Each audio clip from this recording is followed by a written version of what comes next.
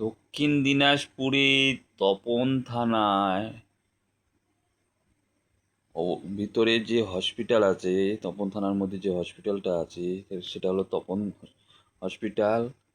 আর এই হসপিটালে 15 থেকে 20 বছর আগে অর্ডার এসেছিল যে হসপিটালটা বড় করা হবে এবং টাকা এসেছিল, কিন্তু সেই টাকা গঙ্গারামপুরের নেতাগুলো চালাকি করে সে টাকা নিয়ে যায় গঙ্গারামপুরে কালদিঘি হসপিটাল বানালো।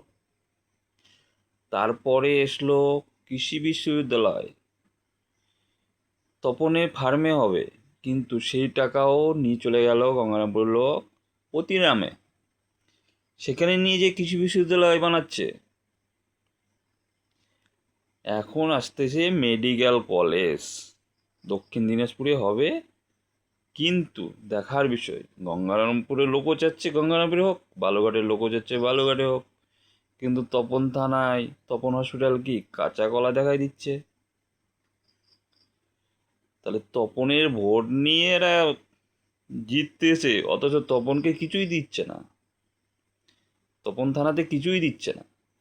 তপন থানার লোকজনকে আর তপন থানাকে এত খারাপ চোখে নেতাগুলো দেখে, তপনটাকে কোনো উন্নতি করতে চায় না তারা। সেই ব্রিটিশ পিরিয়ড থেকে তপনটা যেরকম ছিল ওই রকমই পড়ে আছে, এত খারাপ অবস্থা, এখানে কোনো উন্নতি নাই, কিচ্ছু নাই, হসপিটাল বড় নাই, মানে কোনো ভালো জিনিস নাই তপনে। আর কেউ বলে বালুঘাটে নিয়ে যাবে, কেউ বলে গঙ্গারামপুরে নিয়ে যাবে, তপনটাকে কাঁচা কলা খাও আর কাঁচা কলা খাও।